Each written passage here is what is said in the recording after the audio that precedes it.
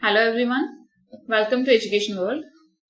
I am Navjot and now we will discuss some MCQs regarding circular flow of income and national income. Let's start with the first MCQ. Identify the missing item in the following flow chart. We are given with the diagram. Down we have factor cost, up we have market price. अब market price में क्या minus करोगे तो वो factor cost बन जाए, और factor cost में क्या प्लस करोगे कि वो मार्केट प्राइस बन जाए. Depreciation, net indirect taxes, net factor income from abroad, indirect taxes.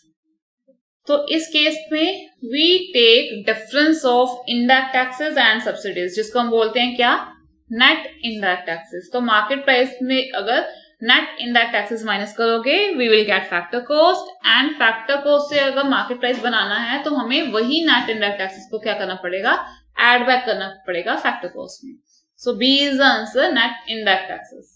Which of the following flow chart correctly establishes the treatment of depreciation?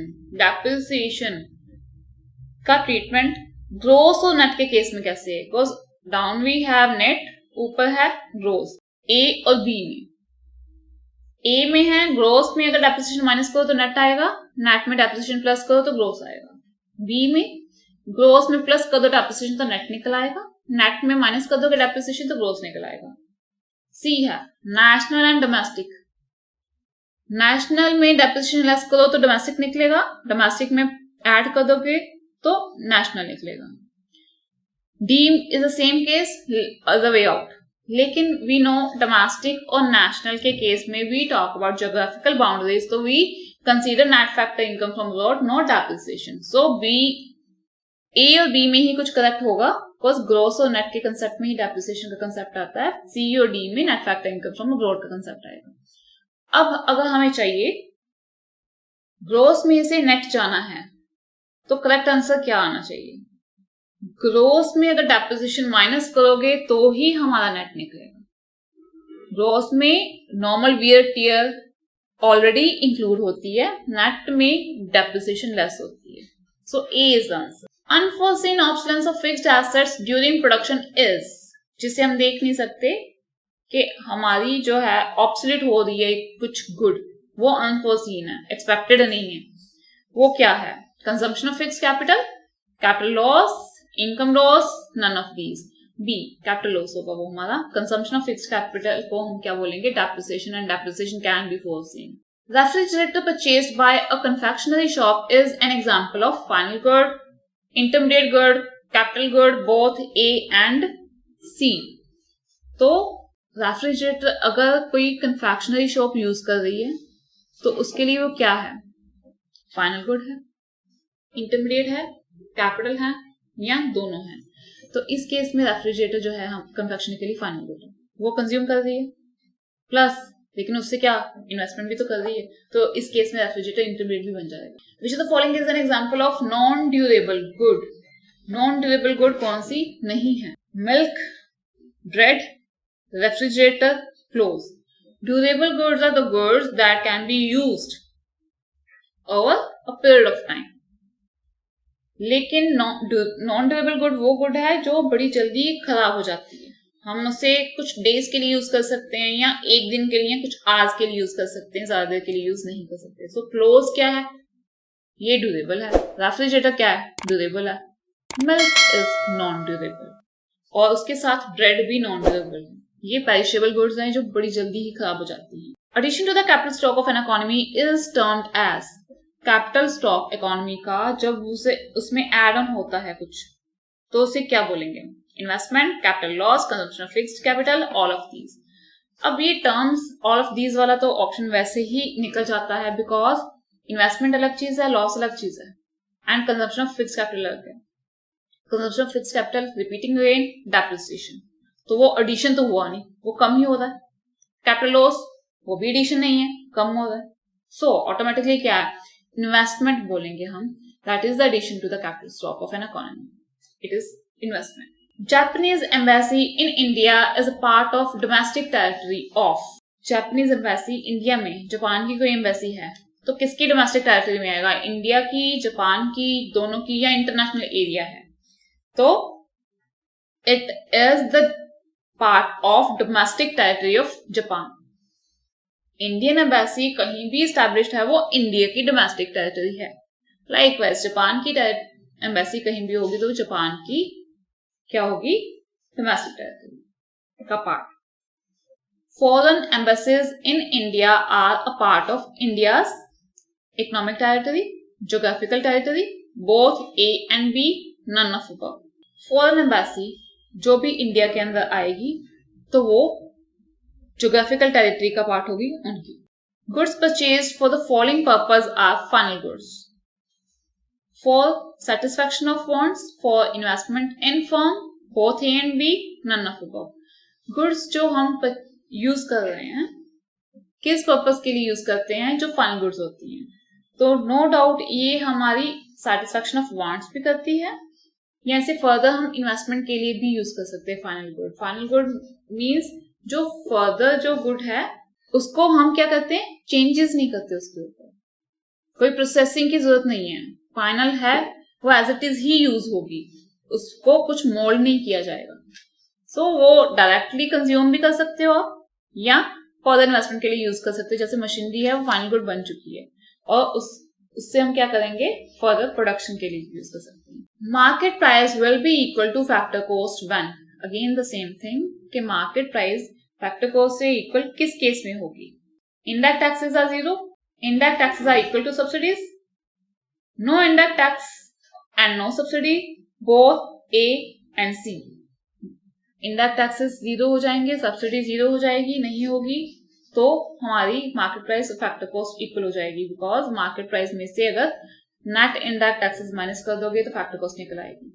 तो अगर माइनस करने वाला कुछ नहीं होगा तो फैक्टर कॉस्ट और मार्केट प्राइस सेम होगा। तो इसका मतलब ये है बी इनडायरेक्ट टैक्सेस किसके इक्वल हो जाए, सब्सिडीज के, और सी इनडायरेक्ट टैक्सेस भी जीरो हो जाए, सब्सिडीज भी जीरो हो जाए। Domestic income is greater than national income. अब कौन से केस में हमारी डोमेस्टिक इनकम और नेशनल इनकम दोनों में डिफरेंस आएगा और डोमेस्टिक जो है ग्रेटर होगी, नेवर इज इट पॉसिबल, कभी नहीं होगी, मे और मे नॉट, ऑलवेज और नन ऑफ दीज। तो हमारी डोमेस्टिक इनकम ग्रेटर भी हो सकती है देन नेशनल इनकम, या लेस भी हो सकती है, इट मे और may not, because the difference between domestic income and national income is net factor income from abroad. अगर तो हम बाहर से इनकम ज्यादा अर्न कर रहे हैं और यहां से पेमेंट उनको कम कर रहे हैं तो क्या होगी, इंक्रीज हो जाएगी इनकम हमारी, तो डोमेस्टिक कम होगी, नेशनल बढ़ जाएगी। या ये हो सकता है कि अगर हम इनकम अर्न कम कर रहे हैं, पेमेंट ज्यादा कर रहे हैं अब्रोड, तो उस केस में वो नेगेटिव में चला जाएगा, तो डोमेस्टिक हमारी क्या होगी, ज्यादा, नेशनल कम हो जाएगी। सो इट मे और मे नॉट बी पॉसिबल, वो ग्रेटर भी हो सकता है और लेस भी हो सकता है। In the production of sugar, sugarcane is, जब शुगर की प्रोडक्शन हो रही है तो शुगरकेन को क्या बोलेंगे हम, final good, intermediate good, capital good, none of these. Sugar is the final product, तो शुगरकेन आ जाएगा हमारा इंटरमीडिएट गुड। सब्सिडी इंप्लाइज, अब we are repeating this thing, market price और फैक्टर कॉस्ट में डिफरेंस आता है, नेट इनडायरेक्ट टैक्सेस वो क्या है, इनडायरेक्ट टैक्सेस, सब्सिडीज का difference. What is subsidies, subsidy word क्या है, selling the product above the cost of production, selling the product below the cost of production, selling the product at cost less indirect taxes, selling the product at plus indirect taxes. अब selling the cost, किस price पे product को cell करो कि हमारी वो cost पे आएगा, कॉस्ट से ज्यादा आएगा, कॉस्ट से कम आएगा, या टैक्सेस लेस करके आएगा। सब्सिडी गवर्नमेंट देती है सो दैट हमें कुछ गुड्स कंज्यूमर्स को या कुछ प्रोड्यूसर्स को वो गुड किस रेट पे अवेलेबल हो, जेन्युइन रेट पे। तो हो सकता है कि कॉस्ट ऑफ प्रोडक्शन हाई है उसकी, जिसकी वजह से उसका जो प्राइस इन द मार्केट वो भी हाई है और वो अप्रोचेबल नहीं है, हर पर्सन की बजट के अंदर नहीं आ रहा है। सो सब्सिडी वो गवर्नमेंट देती है, जो वो पार्ट है जहां पे सेलर को मोटिवेट किया जाता है to sell the product below the cost of production. National income will be equal to domestic income when, अब नेशनल इनकम डोमेस्टिक इनकम के इक्वल कब होगी, नेशनल इनकम और डोमेस्टिक इनकम में डिफरेंस क्या है? अगेन फॉर्मूला आपको अगर याद हो तो you can easily attempt this question. National and domestic दोनों में हम net factor income from abroad ये डिफरेंस लेते हैं। डोमेस्टिक से नेशनल जाना है तो ऐड कर दो, नेशनल से डोमेस्टिक जाना है तो लेस कर दो।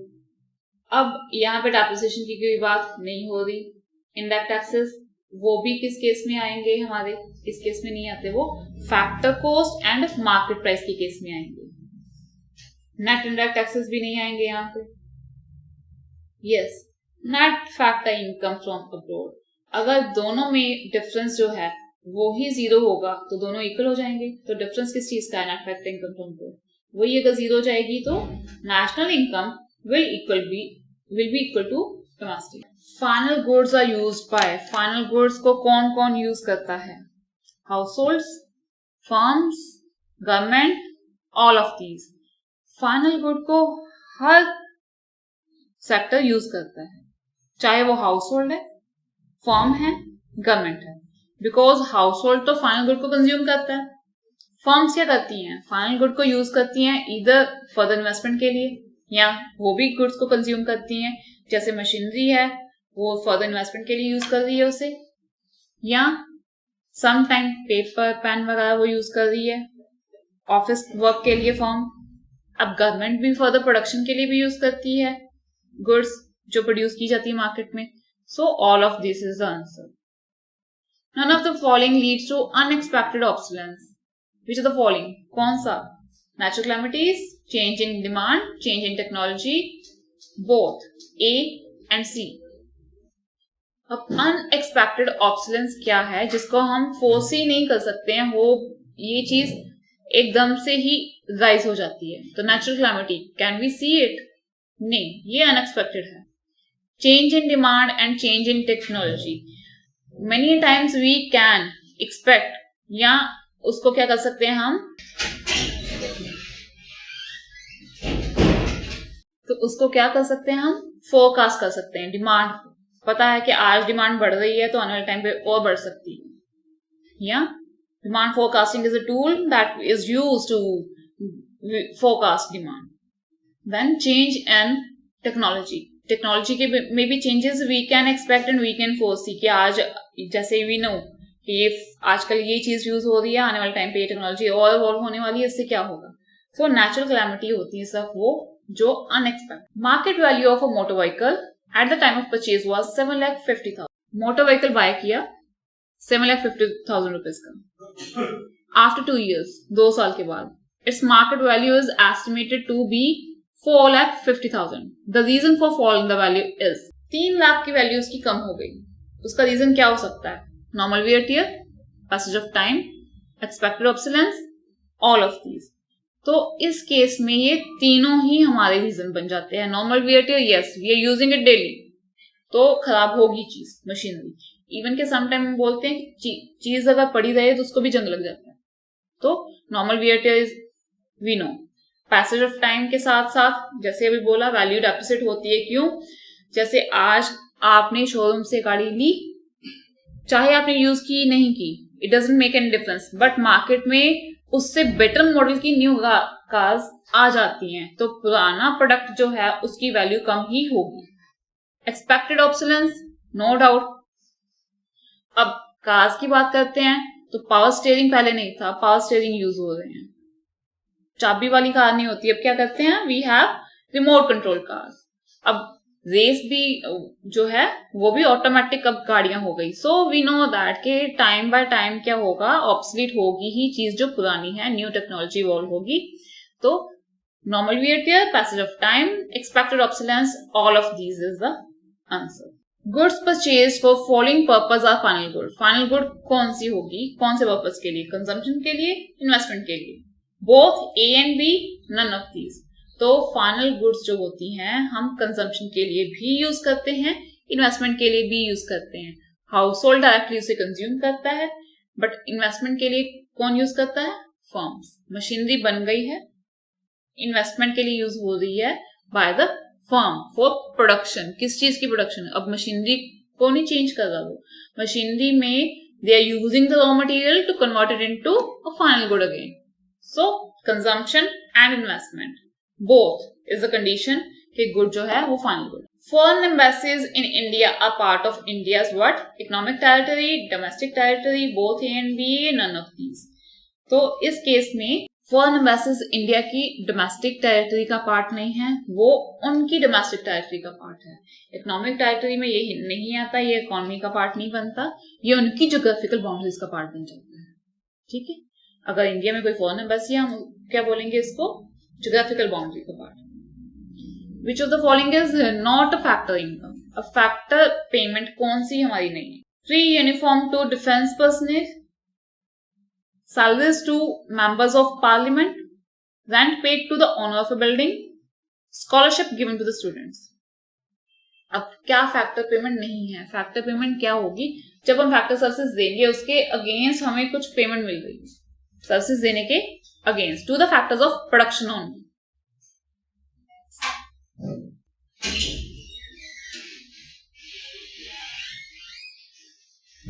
तो फैक्टर्स ऑफ प्रोडक्शन हमारे क्या है? Land, labour, capital, entrepreneur.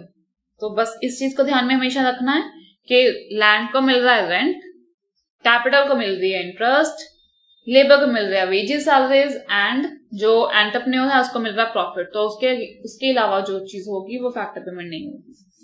Free uniform to defence personal, अब डिफेंस पर्सनल को फ्री यूनिफॉर्म जो मिल रही है, क्या वो फैक्टर सर्विसेज का पार्ट है? उसका नहीं, फैक्टर पेमेंट तो हम मनी फ्लो में दे देते हैं। Salaries to the members of parliament, जो सैलरीज दे रहे हैं क्या वो सर्विसेज हमें प्रोडक्शन में दे रहे हैं? नहीं। Rent paid to the owner of the building, scholarship given to the students. अब स्कॉलरशिप क्या है हमारी? ट्रांसफर इनकम, ये ट्रांसफर पेमेंट है, एक जगह से दूसरी जगह सिर्फ वन साइडेड है, सेकेंड फ्लो नहीं बनता। तो अब इस केस में कौन सा होना चाहिए हमारा जो फैक्टर पेमेंट का पार्ट नहीं है? Scholarship, because rent, salaries are part of factor payment.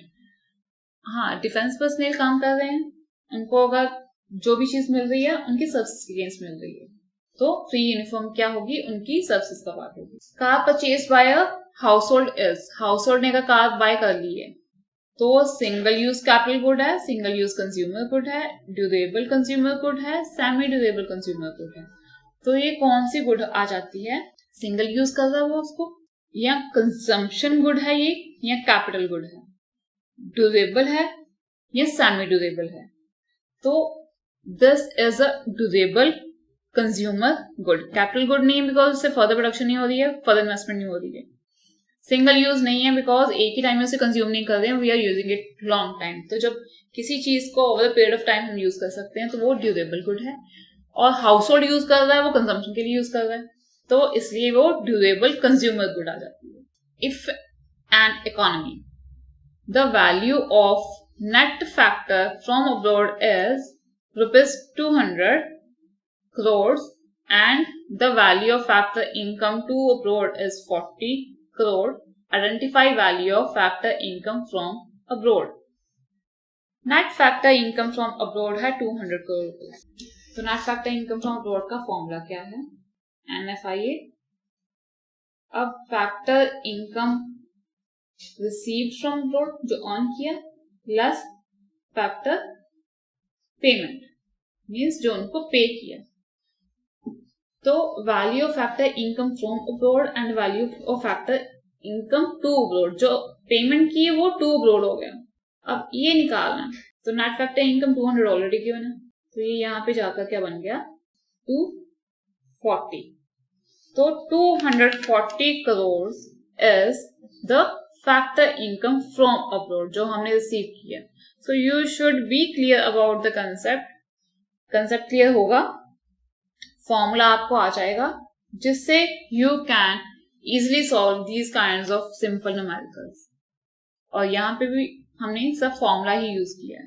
You can see equilibrium के आपको ऑप्शंस आनी चाहिए, आपको सर्कल फ्लो ऑफ इनकम में फ्लो की, टू फैक्टर फ्लो की सभी आपको डायग्राम्स याद होनी चाहिए, so that you are able to attempt these MCQs। So this is all about our national income concept. जिसमें हमने net, domestic and other concepts कर लिए. So the MCQs we will continue with next topic in our next lecture. Thank you.